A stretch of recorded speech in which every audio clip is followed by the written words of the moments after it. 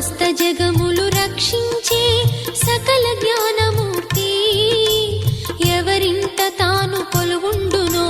కలుగును వారికి కీర్తి సకల సంపదల మూలము సుమనోహరి లక్ష్మి శ్రీ చక్రవాసిని మాత శ్రీ విష్ణు ధర్మ పత్ని తనని నమ్మిన భక్తులకు దరిద్రమును బాపు కొలిచెడి వనితల కొంగులలో బంగారము నింపు అష్టలక్ష్ముల రూపున అవతారం దాల్చినది కష్టములను తొలగించగా భూమిలో వెలసినది లక్ష్మీదేవి కథా శ్రీ లక్ష్మీదేవి కథా